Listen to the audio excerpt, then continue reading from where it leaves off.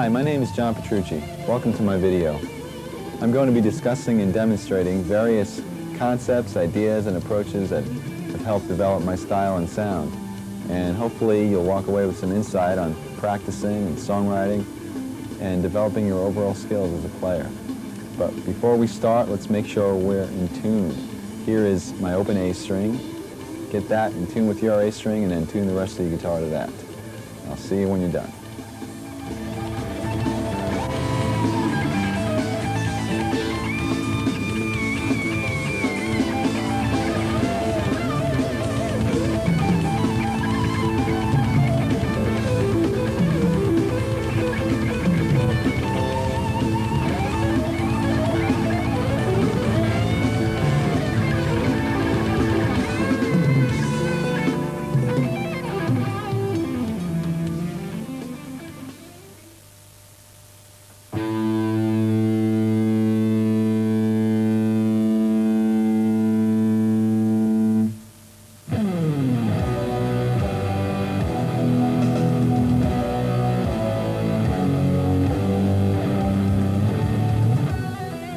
Okay, I'd like to begin with some warm-up exercises, and we're going to start with a couple that don't involve the guitar at all. So put your guitar aside for a second. And what we're going to do here is we're going to stretch the muscles that basically are involved when you're playing guitar. And I really think this is essential to having a productive practice session or gig. And it's also essential to not hurting yourself and cramping up. And it's very similar to what an athlete would do before they went in to play a game or do some exercising. Okay, the first one begins with stretching the back and shoulders and arms. And guitar players tend to slouch when we practice, so these are really important. I'm going to start with stretching your arm across your chest. Ooh, my arm just cracked, and yours might also. But you can feel it basically right through your back and your shoulder and your arm. And you should hold these stretches for about 10 seconds each. And then do the same thing with the other arm. Then after that, you can pull your elbow up over your head like this. And you can feel that stretch right through here and in through your back. And then once you do that, you can repeat these exercises as many times as possible. You can move on to your wrists. And we're going to start with stretching this part of the wrist by pulling your hand gently towards you. Don't pull too hard. You don't want to hurt yourself. Just feel it sort of warmly burn through here. Hold that for 10 seconds. And then do the opposite this way, and you can feel that burn through here. Don't pull too hard and don't crack your knuckles. You're just trying to stretch the wrist.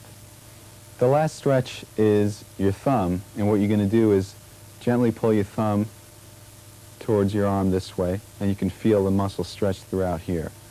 And then repeat the same procedure with the other hand, and you can do this as many times as you feel necessary. And you should hold each stretch once again for 10 seconds each. Now let's move on to massages. Okay, basically, when we massage the muscle, we're stimulating blood flow, and this type of thing you can do in between exercises or during a practice session. I even do this during a gig. So let me show you the areas that might be sore or cramped up. Basically, it starts with your shoulder muscles, the front of your shoulder, up in here, and use a pretty strong amount of pressure. You can use either your thumb or the heel of your hand or your fingertips. And then the outside of your forearm, this tends to cramp up a lot. And then your hand, and once again you can use your thumb, and you can massage through your palm by using pretty strong pressure. And you can also individually do your fingers like this, going all the way to the tips. And this is great, once again, in between exercises. It really helps to keep your hands limber and loose. And there are other simple things you can do, but just like rubbing one hand with the next and whatnot. And these type of exercises between the stretching and massaging should get you prepared to actually play the instrument. And the great thing about these is that you don't have to be playing. This could be as you're walking into a session, or if you have a couple of minutes before you go on stage or whatever. And it should help you have a more productive practice or gig and also prevent injury, which is very important.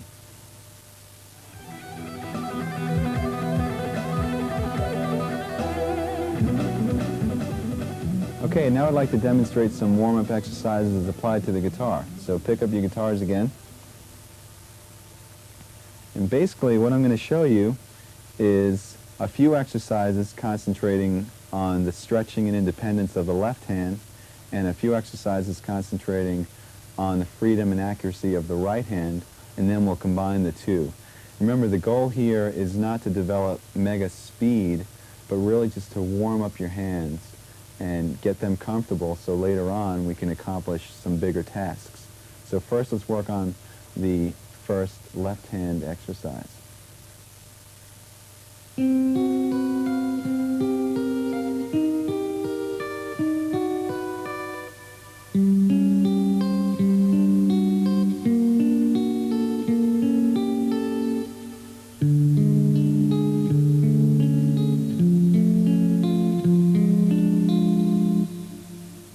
I suggest that you start this exercise higher up on the neck, because once we get into some stretches, it's going to be a little bit difficult as you go down low where the frets are bigger.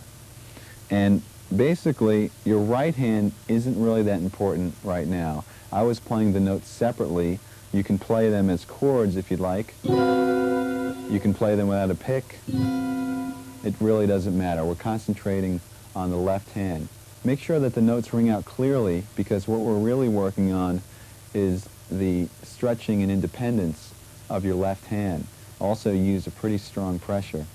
Now what's happening here is that I'm playing on 4 adjacent strings with a basic chord shape. That sounds pretty ugly. In fact, most of these chord shapes sound ugly, so turn your volume down when you're practicing. And then we're taking the 2 inside fingers, 2 and 3, and we're reversing them like this. Then we're taking your 2 outside fingers, 1 and 4, and reversing them. And then taking the 2 inside fingers and putting them back to their starting position. The next step is to just move up the chord shape to the next string group.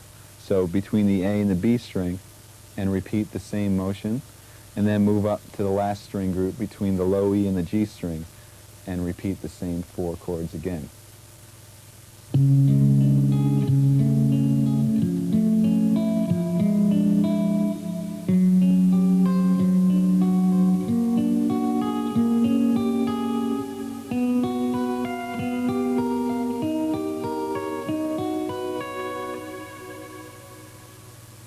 Okay, what I just played is the continuation of the first warm-up exercise. Basically, when you're through, you're going to have a sequence of stretches that continue down the neck. So this is considered part 2. And what I did is I started in our original position, which was between the low E and the G, and we were in the 10th position, and I stretched the first finger down a half step and kept the rest where they were, and did the same sequence of finger moves. So in other words, then reversing the 2 middle fingers, then the 2 outer, and then the 2 middle again, and just continued up to the next string group, and then to the final string group again.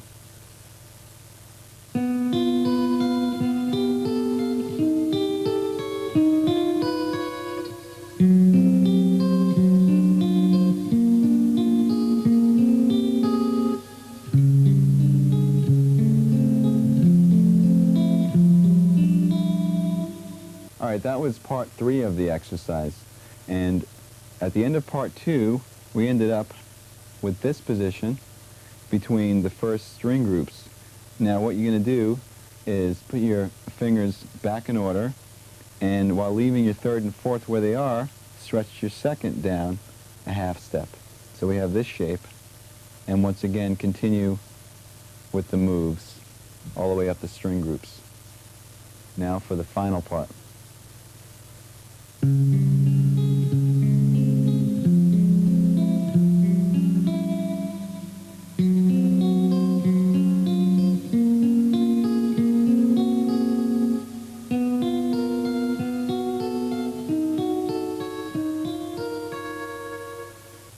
Okay, that was the final part, and if you haven't guessed already, what we did is we moved our third finger down a half step while keeping the pinky where it was. So we had this shape. This time the stretch is between your third and fourth finger, and continue with the pattern until we got up to the first set of strings again. And then all you do is you bring your pinky down a half step, which brings you to the exact same shape that you started with, but you're a half step lower, because we started originally in the 10th position, now we're in the 9th position. And that's the first warm-up exercise. Okay, the second warm-up exercise for your left hand is basically a variation of the one that we just finished. You can start in the 10th position again with the same setup, and we're going to do the same moves.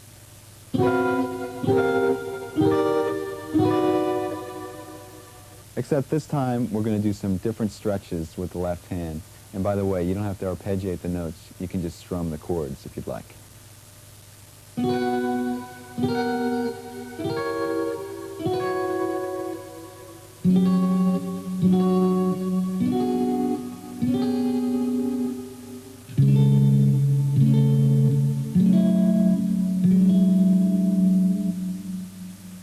Okay, this stretch was different in that instead of moving one finger down a half step, we move the first finger down a half step and the fourth finger up a half step.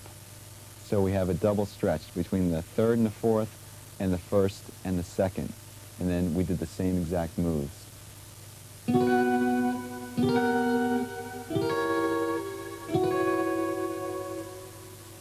Okay, now we'll do the final variation on this exercise, and this involves yet a larger stretch. Here's how it goes.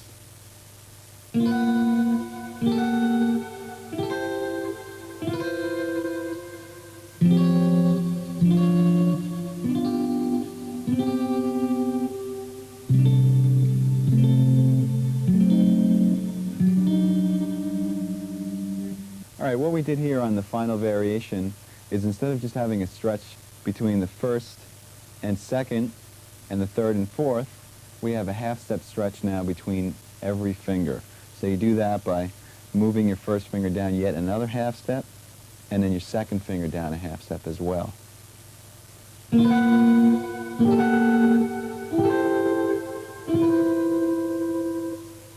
Remember when doing these exercises to make sure that the notes ring clearly, and see just how far down the neck you can go by moving downward by half steps. Now, for all you crazy guitarists out there, there is one more variation that involves some super stretches. Remember, don't hurt yourself.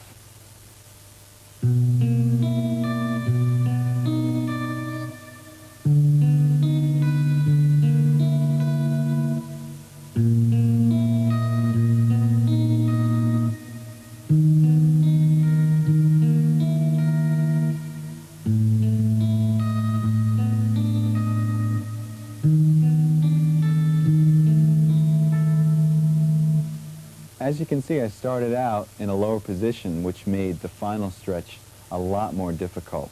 Let me break it down for you now. With this exercise, instead of having all your fingers on adjacent strings, we start with the two middle fingers, 2 and 3, on the two middle strings, D and G, and your first and fourth fingers on the low and high E strings. And then you just continue with the same moves that we've been doing throughout.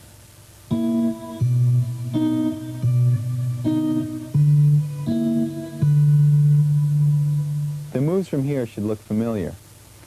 We move the first finger down a half step, and the fourth finger up a half step, and then the first finger down one more half step, and the second finger down another half step, creating a full step between each finger for the ultimate stretch.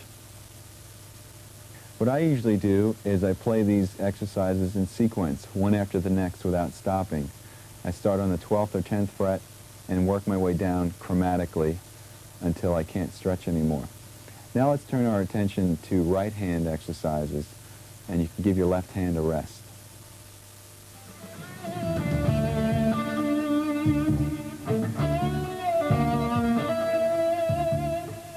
The next exercise concentrates on the flow and precision of the right hand and has many variations. So let me demonstrate it in its basic form.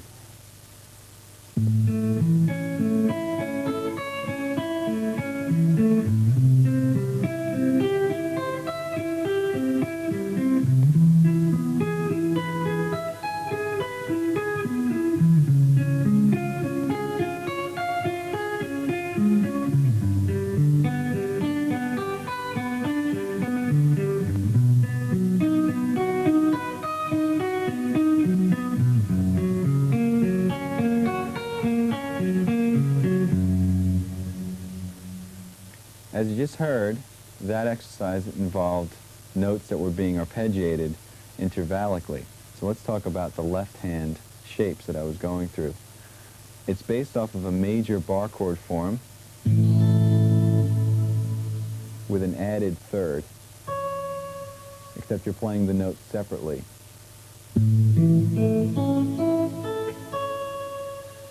And then we just sort of intervallically disperse those notes.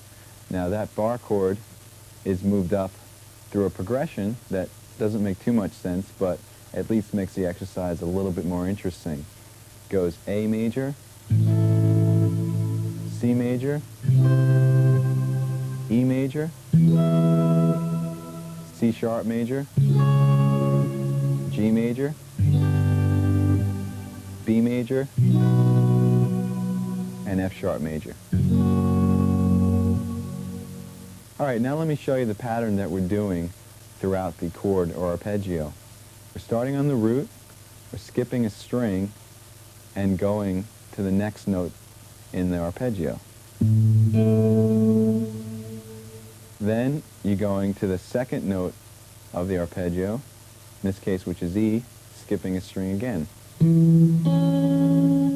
Then to the third note of the arpeggio, the fourth. So we have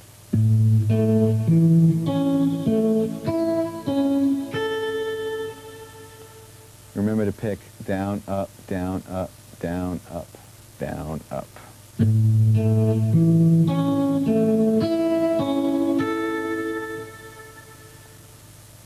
To descend, you start on the added third, which is C sharp on the E string, and skip down to the G string. Then up to the B, and skip down to the D. Up to the G, skip to the A. Up to the D string, and skip to the E.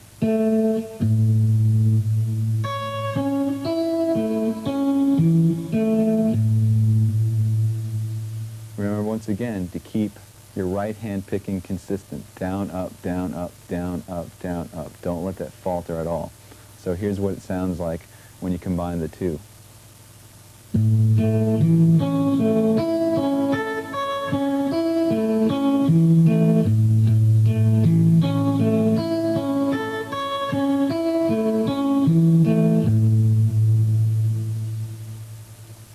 And then from there, just go through the sequence of chords that I outlined earlier, and you have the entire exercise. Okay, now that you know the initial exercise, all the variations involve the right hand, and we're going to concentrate on our picking. First of all, instead of starting with a downstroke and using down, up, down, up, down, up, do the same exercise starting on an upstroke and consistently playing up, down, up, down, up, down throughout the entire exercise. That's going to look like this.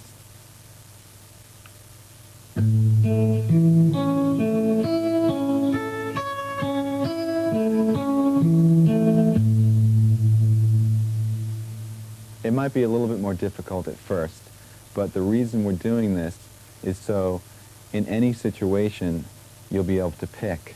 You're not always going to have the comfort of starting on your favorite stroke, whether it's down or up. You should be able to sort of get through anything that comes your way. Now, the other variations involve playing more than one time on each note. We're going to start with playing twice on each note, then 3 times on each note, and then finally 4 times on each note. Not only that, but starting each sequence with a down and then with an up. So let me demonstrate through the one chord what these will look like on your right hand. We'll start with the doubles, starting on a down.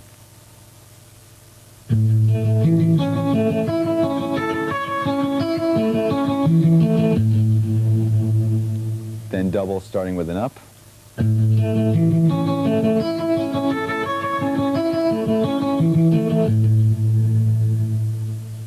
Then 3 times starting with a down.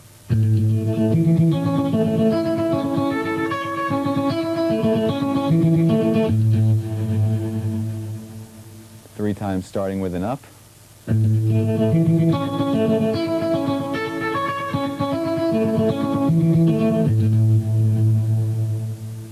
4 times starting with down.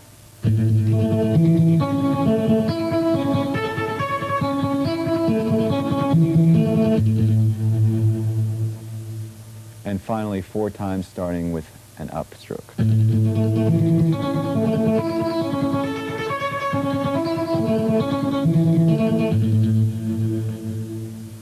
All right, what you're going to do is play each one of those variations through the entire chord sequence. Just remember to keep the notes very even, and also to keep that consistent alternate picking, especially when you're playing triplets, going from one string to the next, because there's an odd amount of notes per string. Really, really watch that you are keeping a consistent down, up, down, up. Now let me demonstrate what it would sound like playing 2 notes per string through the entire sequence, just so you can have an example.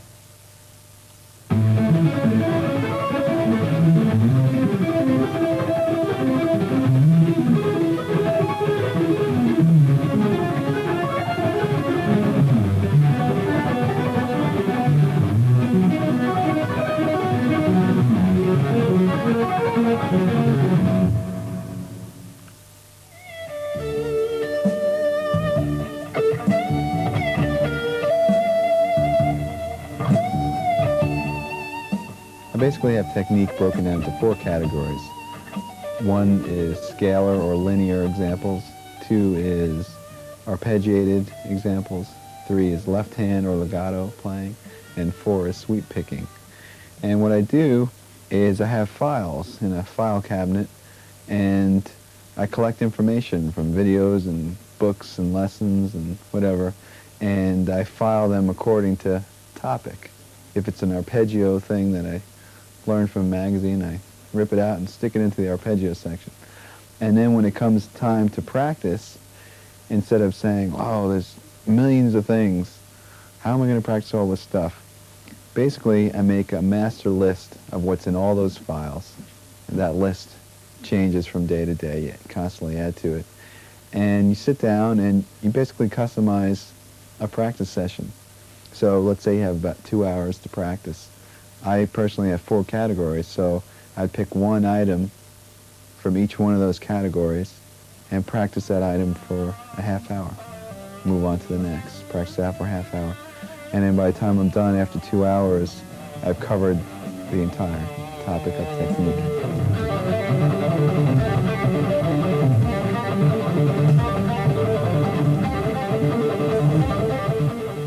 Okay, now that we concentrated on the left hand and the right hand individually, let me show you a few exercises that are equally effective for both hands.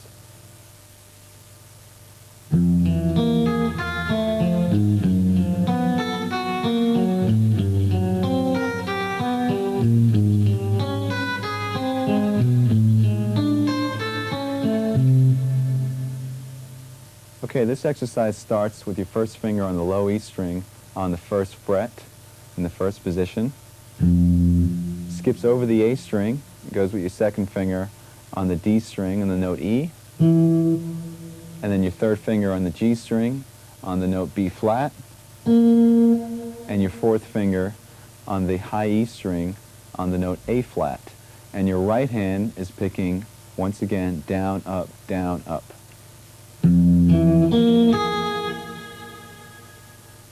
Now the next step is to simply flip your hand, sort of like a mirror image. So your first finger is now on the high E, and your fourth finger is on the low E, and start from the high E and go down to low E with the picking, down, up, down, up. And combine the two.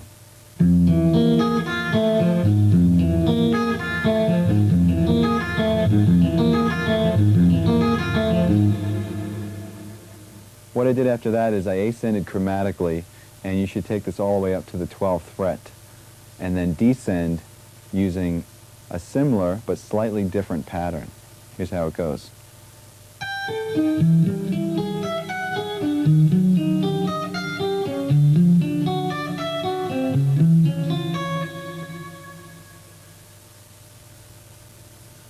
Okay, all I did there is instead of starting on the first finger and ascending, 1, 2, 3, 4, we started on the pinky, on the high E, and descended 4, 3, 2, 1.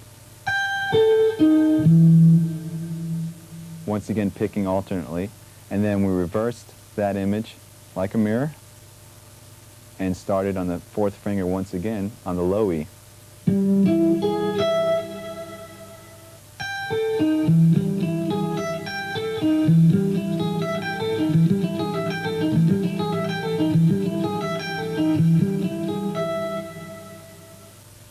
Alright, since this exercise involves alternate picking through string skips, make sure that your right hand picking is very accurate and that you keep your pick close to the string so you don't hit the string that you're actually skipping.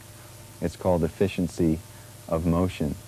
Now, you should also practice the same exact exercise starting on an upstroke as well to make sure that you're ambidextrous.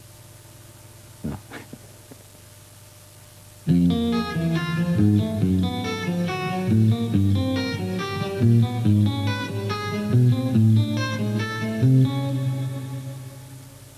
That was a slight variation on the exercise that we just did. Instead of playing the notes in order, 1, 2, 3, 4, I'm playing 1, 3, 4, 2, 1, 3, 4, 2. And the notes and skips are exactly the same. Make sure you keep the picking alternate.